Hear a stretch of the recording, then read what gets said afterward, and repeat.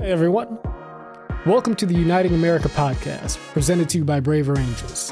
I'm braverangels National Ambassador and your host, JohnWoodJr. This is your doorway into the movement to save the Republic, the movement to realize the dream of Martin Luther King. Join us. This is the movement to build a house united. Hey folks, today I'm pleased to bring you my conversation with Zachary Karabell. Zachary is an author, president of River Twice Capital, and the founder of the Progress Network, an initiative of the New America Foundation. Being a person who is well-versed on the history of American capitalism, I couldn't pass up the opportunity to get Zachary's input on the Silicon Valley bank debacle and the current conversations surrounding the banking sector in this moment of financial uncertainty. But our dialogue quickly turned to the subject of polarization, how we ought to be understanding it, and how our conventional narratives surrounding what divides us as a country may fail to reflect the realities of our moment. Zachary is someone who excels at challenging conventional wisdom on multiple fronts. But one bit of insight he does affirm and make a strong defense of in our conversation, as in others, is that things really are not as bad as they appear, that human progress is still real, and that we do ourselves a disservice when we fail to recognize the things that are still going right in America. And now, Zachary Karabell. Zachary Karabell, welcome to Uniting America, buddy. How you doing? Thank you, John. Good to be with you. Yeah, absolutely.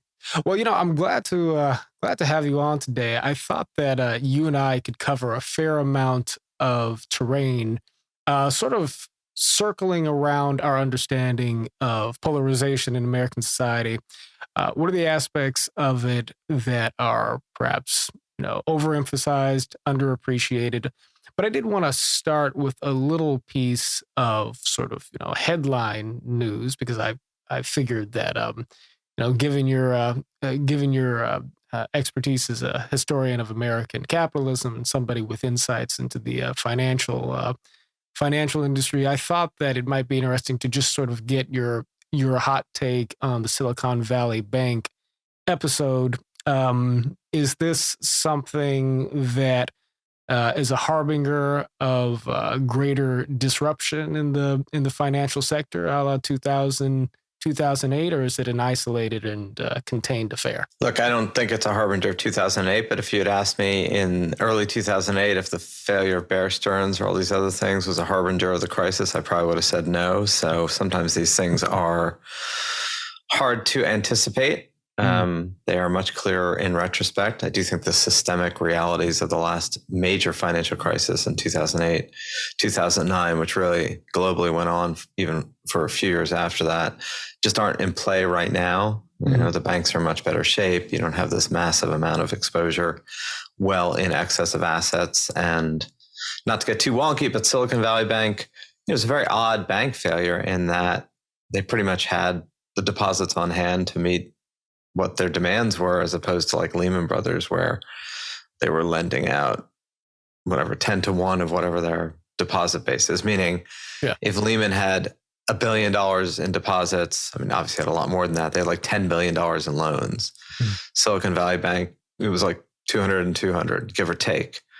And I blame the Fed for this, and I blame the Fed being someone who's absolutely supported the Federal Reserve in many moments in the past. I think central banks are totally vital in a crisis. If you hadn't had central banks 2008, 2009, if you hadn't had central banks in the spring of 2020 injecting massive amounts of liquidity, cash into our systems just to make sure things don't implode, you might have had really, really catastrophic consequences. But in its zeal to fight inflation, I think the Fed really has lost the narrative. They've lost the reality of 5 or 6 or even 7% inflation after a global pandemic, after shutdowns.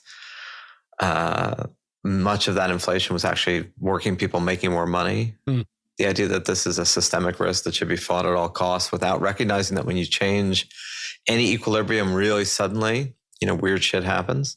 Yeah.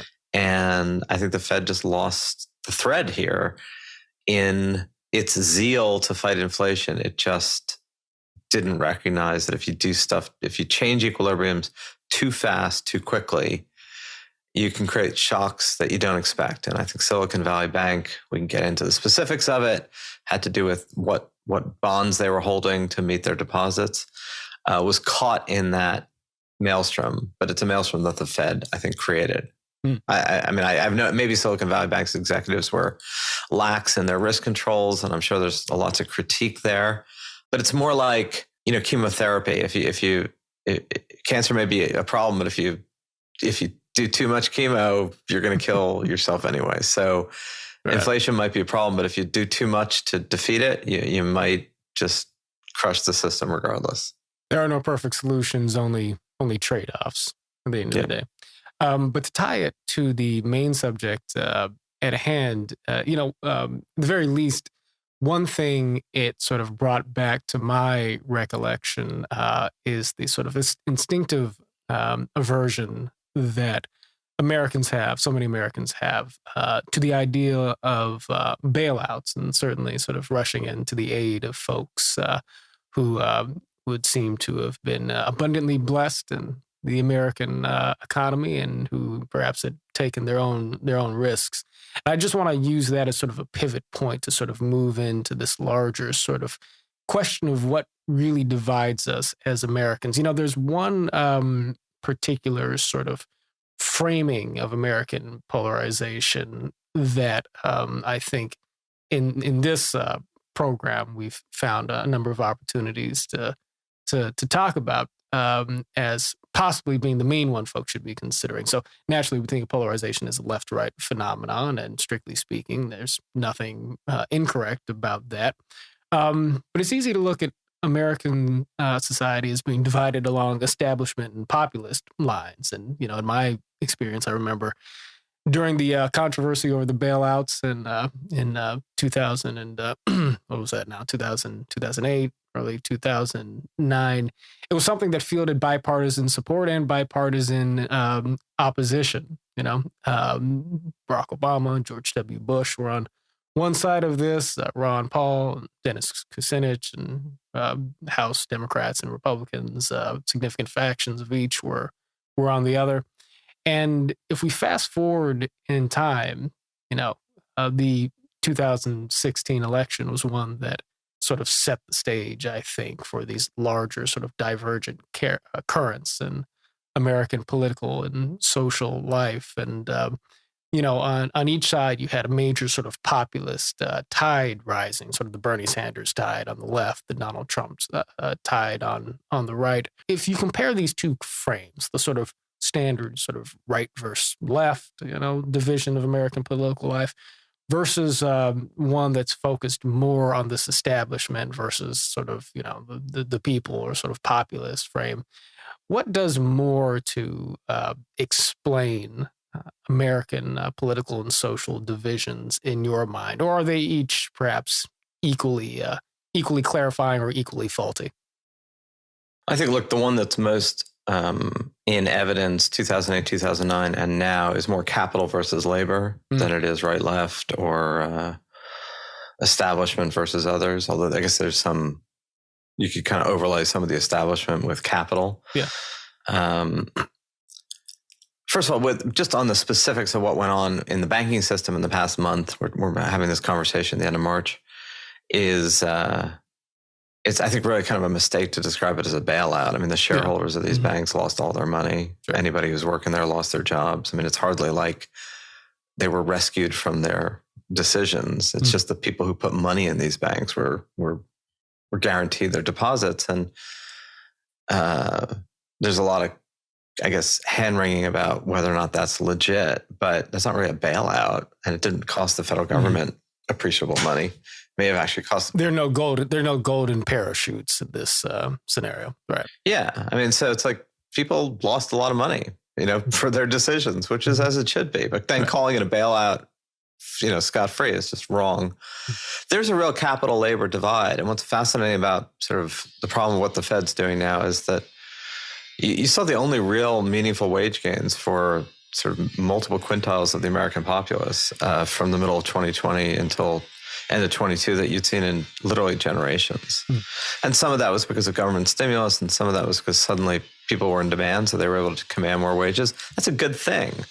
Lower cost of living somewhat offset, stagnant wages, but nonetheless, people making more money to meet more needs is a good thing. We should celebrate that. But you do have this sort of pressure to, and you have Fed officials and economists and Wall Street people and even government people talking about wage inflation as a problem for the economy. Wage inflation is wage gains, right? And that's going to do a huge, if you describe it as a problem, you're essentially feeding the legit feeling amongst a lot of people, labor, right? People who work, that capital is in this privileged position. They don't pay the same taxes. They get rescued when there's a problem, and people who work get screwed. There's a lot of legit to that feeling. I mean, I think basically, intense partisans are usually, in my view, wrong, meaning they're wrong about everything they see. The passions of absolutism tend to obscure just the reality of how most people are living. So, the idea that the rich don't pay taxes is just not true. Statistically, the rich pay a huge amount of taxes in the United States. There are some wealthy people whose income is derived from passive gains on income or real estate that actually do pay less taxes, but a lot of wealthy people pay an extreme amount of taxes. But these things have resonance. And I think the sort of the capital labor working versus not, which is a big one in American history. You've looked at this too. It was big in the 19th century, farmers against city people. This is hardly a new fissure. It may scan to left and right a little bit, although I think, as you've talked about a lot over the years, the left-right thing also has different dynamics, particularly in the United States as a cultural right that isn't really commensurate with an economic populism. I think there are a lot of divides in American culture, race, gender, religion, geography, class. Sometimes they're, coincident, sometimes they're not. It's a divisive society, it's a roiling, tumultuous, non-consensus democracy. And we don't pick our family. We don't really pick I suppose we sometimes pick our neighbors, but we don't pick our neighbors necessarily on the national and even sort of state level, or, if circumstances affix us to a certain location, which they often do, right? We got lots of issues, pick your issue at the given moment. Well, the your framing of capital versus labor as a primary way of sort of entering into the question of polarization is a really fascinating one. Now, that wouldn't have occurred to me to frame it in that way, because I think I would have been grasping at the overlays that you mentioned, right? Sort of left, right, establishment, populist. But let's pursue this a little bit. If you don't mind, I want to sort of appoint you defender of capital here for just a second, because you made the point that the wealthy pay taxes out of proportion to even what they what they make. I just want to ask you to clarify a few points here. Some people will respond to that by saying, well, wait a second, you've got these sort of major corporations that don't pay a dime in federal income tax and are able to sort of shelter their income one place or another. Is that not a significant point? Is that a point in error? What are people grasping at when they say that? So look, it is certainly true that corporations, until really the past 3 or 4 years, were able to take advantage of global laws and differential treatment of capital in different parts of the world to avoid paying taxes on their corporate earnings. And which didn't mean that the individuals who were paid by those companies, right, avoided taxes on their corporate earnings. I mean, Apple for many years in the 2010s parked a lot of its profits in Ireland.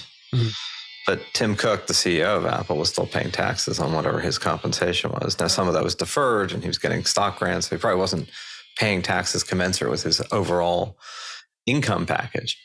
But yeah, I mean, Apple and other corporations were able to take advantage of this. And there has been a move to close these kind of tax global loopholes where companies could say, well, I don't want to pay taxes in the US, so I'll put my taxes in another country.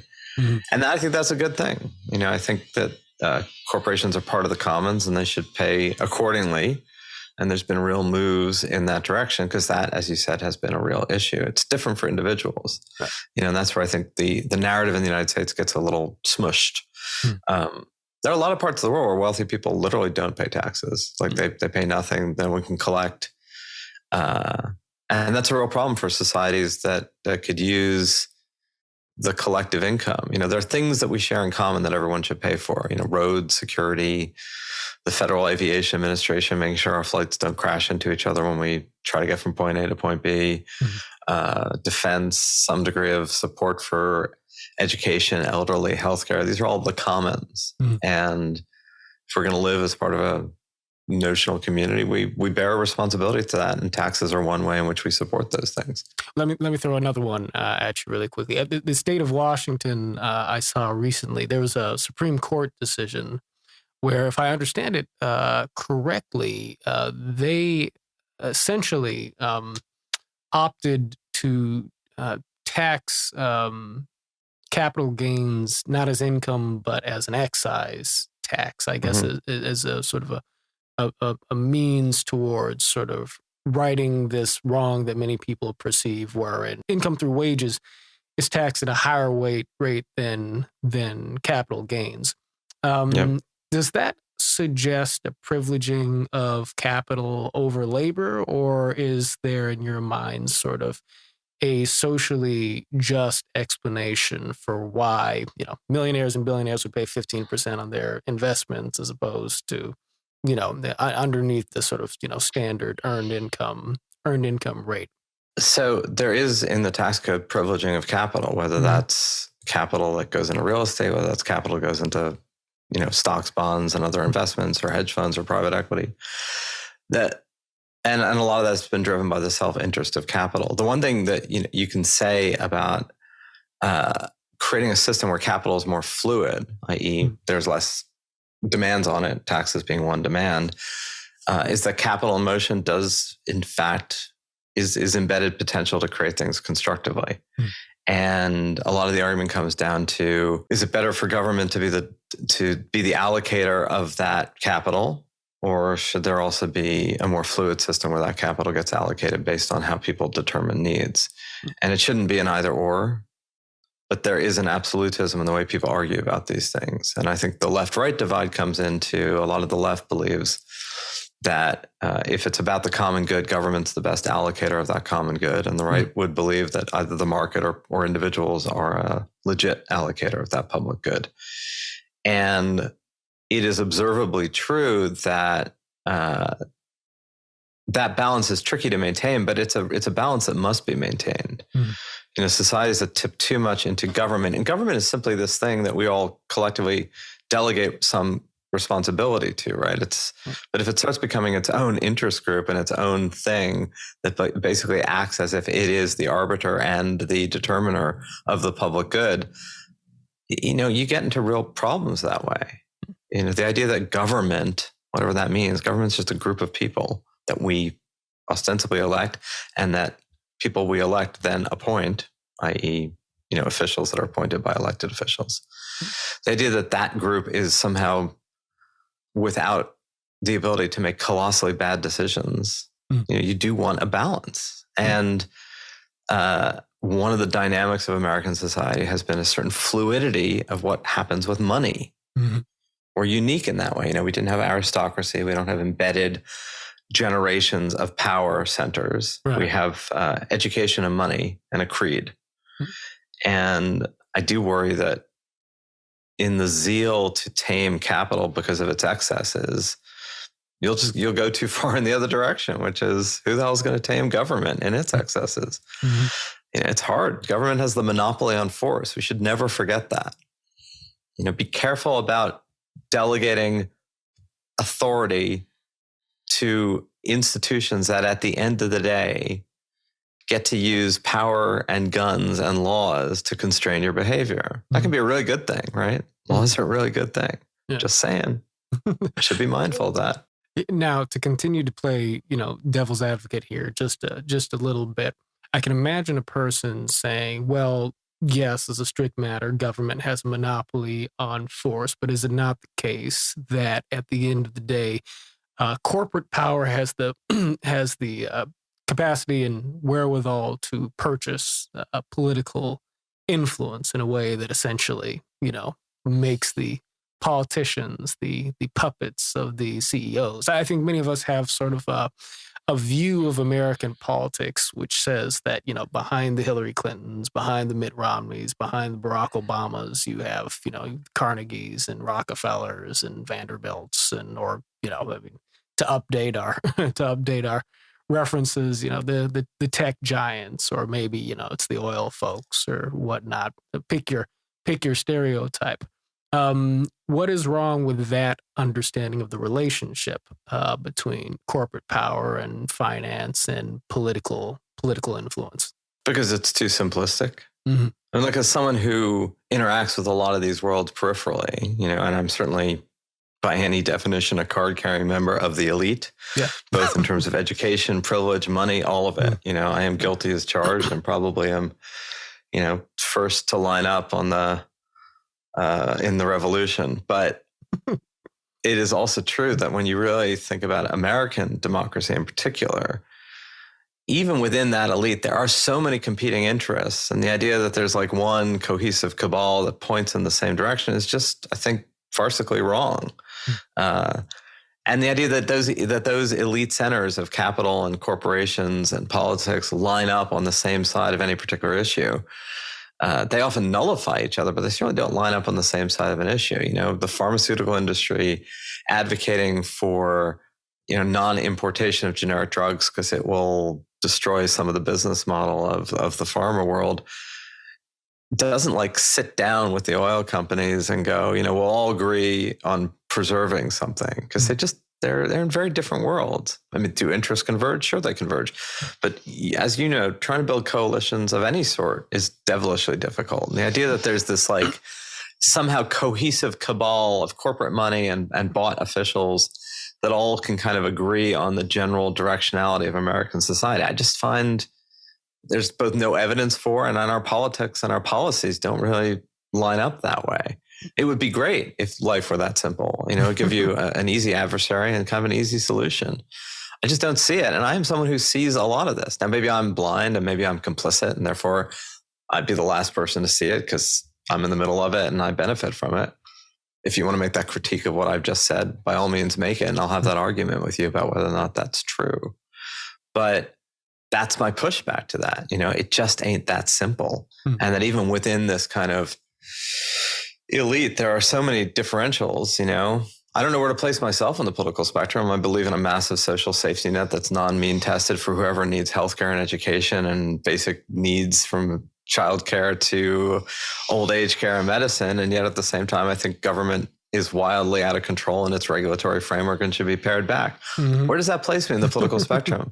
Right. Am I way to the left? Am I way to the right? I'm not libertarian. I'm not really Republican. I certainly don't fit as a Democrat. I might vote as a Democrat and give money to Democrats because given my binary choices, that choice makes a lot of sense. But where do I fit in that spectrum? And I'm not unique. I'm just one other person who doesn't fit. Yeah, right. Well, I think you said something that is very clearly and obviously true, which is that in a sense, it would be nice if the world were as simple as that narrative made it seem, because, we are always looking for clear and easy adversaries, easy to identify, right? And political narratives, the ones that seem to gain traction and move people, seem to be the ones that identify clear villains, clear causes, and maybe scapegoats for the problems that we have, and equally clear solutions, whether or not they map onto the complexities of reality.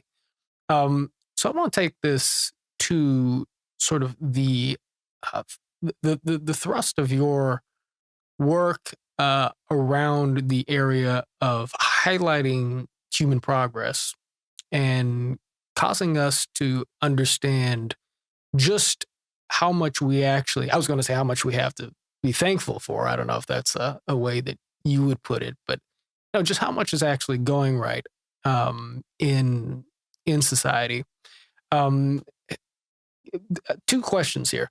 One, what is an accurate way of understanding sort of where American society in particular is at in the present moment in comparison to the doomsaying prognostications of left and right? And two, given that I think that you have a bit more of an optimistic take on where we might be in comparison to others. Why is it difficult to get people to sort of see things in those terms? So there you go. So, I mean, look, I would say, and when I do some, public speeches, I do say that you had a period in the 90s that was intensely euphoric. Yeah. End of the Cold War, government balanced budget, stock market is soaring. These kind of wild new technologies of kind of the web and telecom are just beginning to percolate in a meaningful way. And there was a real utopian feeling of we were on the verge of kind of a new world and a new wave of wealth and connectivity and community. You had a similar, I think, surge of optimism in the European Union after 1992. They're like, we're all going to come together and move forward in a way that after centuries of competition and conflict, even China joining the WTO, in December 2001, there was a feeling of like the world really was on a glide path toward a lot of the dreams of progress that had animated people for centuries. The end of history and the triumph of liberalism. Right.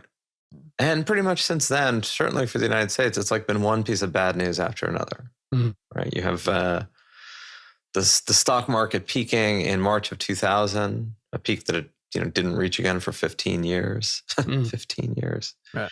A little more than that. You had kind of a recession based on the collapse of the telecom bubble. And you had 9/11. You had the war in Afghanistan. You had a massive recession in 2002. You had the invasion of Iraq, which quickly went sour in terms of, mission accomplished, totally wasn't. Mm. You had revelations of metadata spying on Americans in the name of national security. You had revelations of torture at Abu Ghraib. You had a briefly kind of economic frothy housing, like, whoa, but it was never felt quite substantial, let's say from 2004 to 2006. Yeah. Then you had the beginnings of the collapse in 2007, the revelations of, we went to war under faulty, if not maliciously faulty intelligence about Saddam and nuclear weapons. Mm.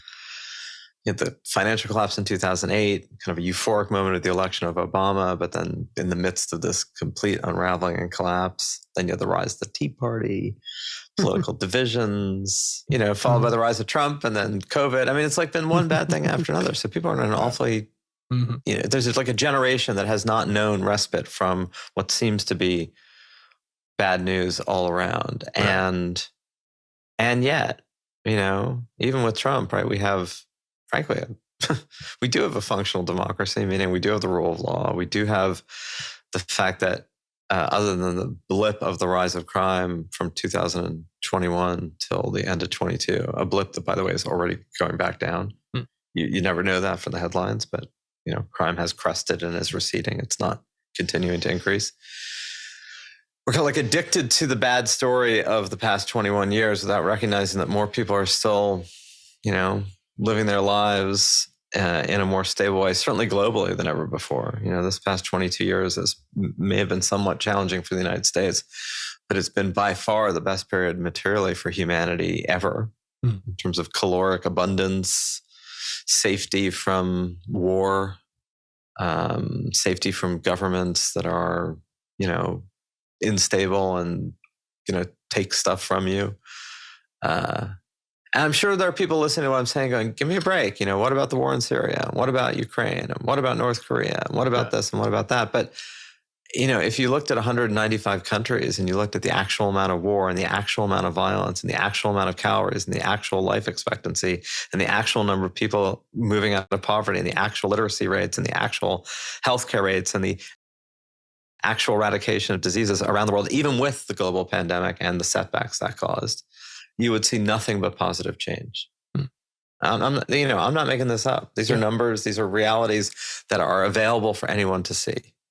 The fact that they are completely at odds with most people's sensibilities of the world is it's a conundrum. It's a problem. It speaks to the degree to which we human beings are, we're wired for scarcity and we're wired for conflict. So we'll seek it and find it.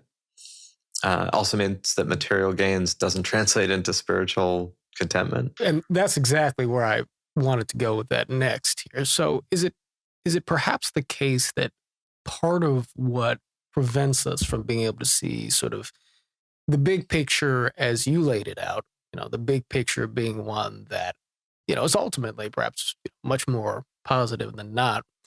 But is that perhaps part of the explanation for why we are discontent? In other words, is it perhaps the case that to some degree we are moving up in general along Maslow's hierarchy of needs? And in so doing, finding ourselves experiencing new ways of being sort of discontent. I mean, when you're hungry and all you can focus on is, getting the next meal. When you get that next meal, there's actually a real satisfaction that goes beyond just feeding the body when you're eating it. But when you find yourself, eating relatively well day by day, suddenly you have time and space to be conscious of perhaps some of the other things that you lack. And we live in a time now where even though, our caloric intake is pretty satisfactory, perhaps it's the case that our spiritual intake, our relational capital, our social capital, is much less so. This is a period of time in which people are socially polarized. Loneliness, of course, has been described as an epidemic by many experts. And we are finding ourselves wrestling with new elements of information, communication technology, social media, obviously, which seems to be sort of turbocharging our appetite and capacity for social conflict, albeit in the digital space, but in ways that seem to derange our collective sense making. Is there a relationship then between our general affluence and material security and the fact that we are just so damn unhappy today, it seems? It's a great question. Part of my answer to that is having, looked at the past a lot. I mean, I was trained as an historian. There are way better historians than I am, but I don't know where you look for human happiness in the past in some sort of golden age fashion. In America, people talk about the 1950s. They'll even talk about nostalgically the 60s, where civil rights and women's rights and the 1950s were like a weird anomaly. The United States emerges from World War II with half the world's industrial production, unscarred by conflict, feeling like it had won. I mean, you'd be happy too if that was your context. And, that lasted like 15 years. And then the baby boomers grew up and they were royally pissed off. So I don't know where this human happiness moment, this human contentment, this thing we think we've lost, I don't know where in the past it was found. Loneliness is an epidemic. Mm-hmm. Sure, if you grew up in a small town in the United States or the Midlands of Britain or somewhere in France or somewhere in Russia, you had community. You couldn't really leave. Mm-hmm. That community is great, but it wasn't great if you were gay. It wasn't great if you had different views. It wasn't great if you, were a woman and wanted to read. I mean, I don't know where the romanticization of these communities comes from, this idea that we had belonging and now we're lonely. Mm-hmm. We have very high expectations for something resembling human contentment. And that's great. We should have high expectations for something resembling human contentment. But the idea that we had it in the past and we've lost it in the present, I just think is, to use a genial word, hogwash, right? Or bullshit. Is it your understanding that there's evidence to suggest that, I guess perhaps in comparison to, the 1950s or earlier, or generations between then and I'm not exactly sure when the decline is supposed to have started, but is it your understanding that there's evidence that social isolation is on the rise, that people have fewer, close friends that they used to? Certainly, affective polarization. There's a fair amount of data to show quite clearly that, interpersonal relationships between people on the basis of their political parties is drastically deteriorated. Used to be a time in the era you mentioned that people really didn't care if you were a Republican or a Democrat. That's hardly the case today. And of course, it sets the stage for, I suppose you could say, cancel culture and all these other things. But do you think that there's an empirical basis for saying that there's a problem here, which suggests that the problem is real, or is this sort of illusory in your mind? I think it's totally illusory. And even what you just pointed to is, affective polarization as we currently can measure it is on the rise and was probably greater than it was in 1970. But racial polarization was way greater in 1970 than it is today. Sure. Religious polarization was way greater in the United States at earlier points. I mean, John Kennedy running for as a Catholic was a real problem in 1960. Right. Yeah. Like there's been different types of polarization. And once you get, beyond 50 years, your data set falls apart because people weren't even asking these questions. We didn't even think to conceptualize society in this way. So you start trying to compare realities without a statistical framework to do so. And then you're left with, is our polarization or our loneliness or our sense of dissatisfaction greater in 2022, 2023 than it was in 2012 or 2000 or 1990? And I don't think that's enough time to make any conclusions other than the fact that human beings change their discontents and their needs pretty quickly in a world that, the one thing that's manifestly true about our world today is that the vast amount of transparency and information and the pace of change is in fact greater. Those are clearly true. Yeah. The other things, I don't know that they're clearly true. Like, I don't know what people... If you could have the same data set about 1880 or 1780 in multiple societies, that would be really interesting. Maybe we'd be able to draw some comparisons about causality and change. But, my friend Jonathan Haidt, who I think has done amazing work about polarization in kids and the rise of social media and its effects on teens, even looking at suicide rates, they went down in the 2000s and early into like 2010, then they started going up sharply, 20-30%, but they're still kind of where they were in the 1970s. The internet wasn't around in the 1970s. Is there causality there? I don't know. I just find a lot of this, like, we're grasping for causality.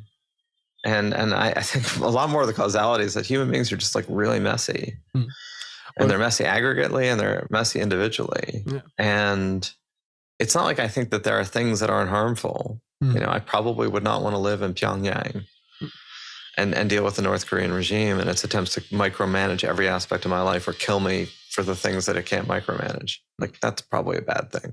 Yeah. So I'm not saying it's all relative, but I do think there's a lot more fuzziness here than we think. Well, one thing that certainly makes it particularly easy, I think, to romanticize the 1950s and, I suppose even the 1960s, and we certainly do romanticize the 60s as well, although I think in a bit of a different way because we lionize the moral triumphs of the 60s. But we had Hollywood there to provide us the actual romanticization in real time of so many things, right? So you can go back and look at the old Cary Grant and Cary Grant movies and remember John Wayne and Sidney Poitier and, depending on who you're looking at, and see the story of American greatness spelled out before us, right?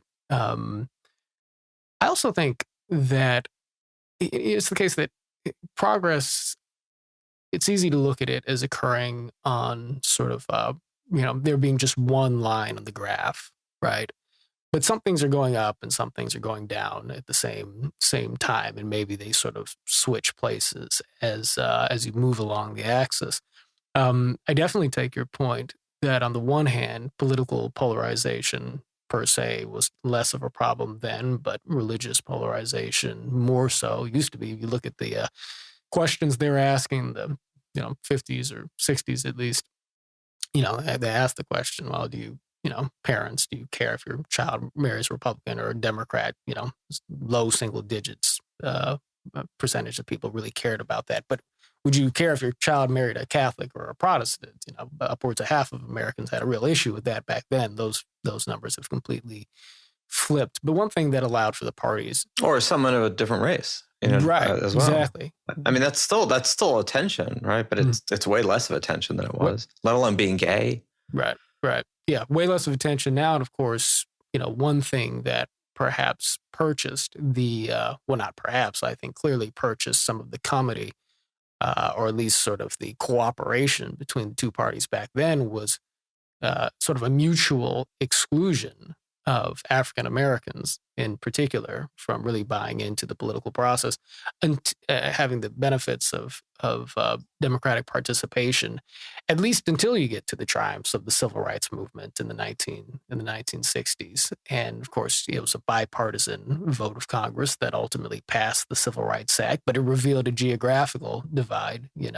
Southern Democrats opposed the Civil Rights Act. Actually, to the extent to which there were Southern Republicans, they opposed it as well.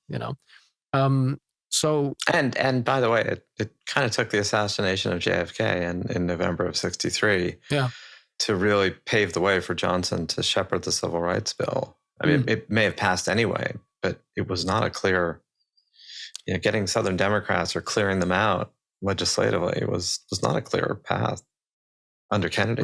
Right. Yeah. No, it's an excellent point. My dad always, I grew up in a house where we very much romanticized the 1950s and the 1960s, the era of JFK and of good music. My father's, you may know a bit about my family. My grandfather owned Dot Records back in the late 50s, early 60s, which was America's biggest independent record label. It was Pat Boone's record label, right? And the way my dad always said it to me was that America had its problems back then, but we were moving in the right direction, And I think that when you talk about the sort of incompleteness of the data set we have, right? Because we're asking questions now that you couldn't even have had data for, 100 years ago. Like you say, 20, 30, 40 years, it's like a very... what can be a significant or a relatively insignificant period of time from the vantage point of our larger sort of empirical understanding of the trend lines of human society is nevertheless a very significant period of time in the lived experience, so to speak, of actual people, actual human beings, right? And so, when we travel over the arc of recent American history, it's certainly true that people's experiences are changing dramatically. And new voices are showing up in the conversation. So I suppose that one thing that I try to account for a little bit in how we understand where we're at in this moment is by sort of reckoning with the fact that, on the one hand, you have some folks whose comfortable station in American life is being sort of attacked from all ends. And I don't just mean that financially, but just in sort of adapting to the technological landscape of modern American life. The generational sort of experience of that probably accounts for some degree of discontent. On the other hand, when you talk about people of color, you talk about people who are minorities in terms of their sexual lifestyle, gender identification, so on and so forth. You have people who are ascending the ladder of visibility in American life, sort of bringing narratives into the public discourse that may have always been there in some way, but weren't featured because you didn't have as many African Americans in corporate America. You didn't have as many people of color in the universities. You didn't have people's stories being sort of equitably shared in Hollywood and entertainment and so forth. On the one hand, we have technology sort of exploding, right? Right. On the other hand, we have demography sort of exploding. The collision between sort of the storylines of people who have been sort of historically oppressed through 1619 Project, for instance, sort of understanding of American life, sort of pushing through and sort of revealing a certain stream of discontent there. In the midst of sort of the explosion of Twitter and social media and all of these sorts of things. Is there a way in which we're grappling with cultural changes and technological changes simultaneously in a way that makes this a somewhat unprecedented in the potency of the polarization that faces us, the complexity of the polarization that faces us? I think one of the only real complexities that I see is that, probably more people now in more parts of the world, not just the United States, believe that their individual voices should be heard and should have some sort of purchase in the public sphere, and that the policies that follow should, echo those voices. I think that expectation shared by more people than ever is part of what's creating such messy noise. That there was elites, there was power centers where people either thought they could never really exert that power or were willing to delegate it or willing to allow for it. So I think it's less about polarization than it is about just, mass small d democracy everywhere in the world. Some of that, controlled and suppressed. And I know that's kind of counter to the narrative of stronger governments and more controlling governments like China. And I think we're probably getting the story of China completely wrong at the end of the day. With what's going on there domestically and what they represent internationally. I think that efflorescence of human voices and expression, which is manifest on the internet, everybody has a voice, right? Everybody can say anything. Yeah. Of course, everyone can say everything and no one really listens to anything, but that's a flip side to the problem. Yeah, that's absolutely right. And so again, I think polarization is it's kind of a too easy thing. Because look, you've done these studies too. When you really get down to it, most people share there's a lot more consensus about, basic needs, right? Everybody wants good schools, safe streets, healthcare, more security, access to medicine, no war. It's not like those things tend to be pretty basic, and they're not necessarily basic everywhere in the world. I mean, I don't think there's a lot of consensus in Afghanistan right now. I don't have an answer to the problems. I do think we're misdiagnosing a lot of what's going on in our attempt to oversimplify and overclarify. And I do think the effects of technology is that everyone has a voice, or everyone believes they should have a voice or can have a voice, and then can get incredibly frustrated when that voice isn't heard and things don't move in a commensurate fashion. And it makes it awfully hard to build a consensus of any sort, to do anything. Although the reality is, even today, right, the federal government actually does pass a lot of laws. We just don't hear about them. Bipartisan laws. Yeah.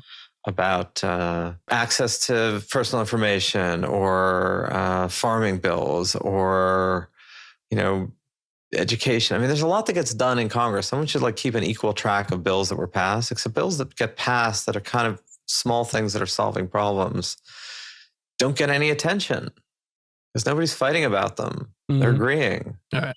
Yeah.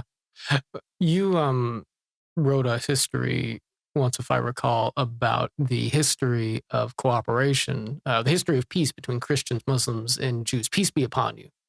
Yes. If I remember this book that you wrote, and I seem to remember you making sort of a similar point about the long history of sort of the relationship between the faiths there. That we're not really good at telling the history of peace. People just aren't wired to pay attention to the things that go right. And I guess this is a bit of a theme, that we can track across this sort of, the commentary of Zachary Karabell over the years. But if you've felt that it's important to fill that space a bit, to sort of show how it is that, in certain, to sort of tell the stories about the things that are actually going right, you must also believe that there's damage done when we fail to do that, right? Yeah. The less you tell the stories of the world you want to be in and the world you want to create, you undermine people's ability to believe it's possible. Right. And I think we don't do ourselves a service by looking at things that have gone right, or by looking at things that have gone right always with a yes, but. Right. Yeah. So I don't think there's anything wrong with lionizing the civil rights movement as a way of saying, hey, there was a big injustice that we began to rectify. It doesn't have to be followed by a yes, but there's all these things that are still wrong. That can be its own separate conversation. Right. Everything doesn't have to be caveated up the wazoo. Everything good does not have to come with a yes, but. There's plenty of space for the and. We did a good job rectifying a problem, and there's a lot of work still to do, right? That's fine. And there's space for that. But the idea that everything is provisional. Like everything's provisional. We're all going to die anyway. So it's like life is provisional. But we don't, I think, serve ourselves by a laser-like, almost obsessive focus on what's negative. It is certainly true that more than at other points in the past, one of the incentives of attention in a noisy world are hot emotions. This is a lifelong conundrum for me. You know, can you stand on a soapbox on a crowded corner and yell, "Everybody calm down"? Mm-hmm. And anger and fear are just more potent in the short term than hope and calm. You know, hate is more visceral than love. All these things are just true as a human emotion. Hot emotions in the short term dominate cool emotions, and then there's incentive for that. Mm. And I wrote the book about Peace Be Upon You as a way of saying the stories of war and conflict are absolutely true, but they're like reading every other page of a book or every third page of a book. You know, what you read is true, but if you only read that, the aggregate story is false. Right. And I feel that's what we're doing with our present and our view of progress and our view of what's gone right, is that we're so relentlessly focused on what hasn't yet gone right or what is still wrong that we distort our reality to the point of non-reality. You know, we create an illusion of our present that is incredibly distorted in a negative way. And I, believe that with every bone in my body, and I try to work in a way that supports the alternative while acknowledging the complexity. And I too live in a yes but universe, which is, I feel, the constant need to say as a way of offsetting potential criticism. I get that there are problems. I get that there are problems. I get that there are problems. There are problems. There are. And I mean it. I mean, I'm not saying that gratuitously, but I would like to have to say it less.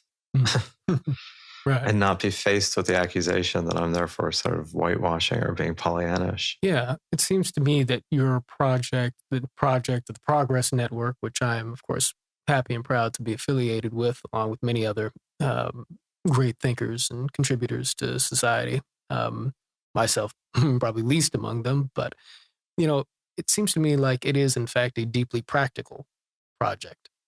It would be easy to look at it and think it's just an idealistic one.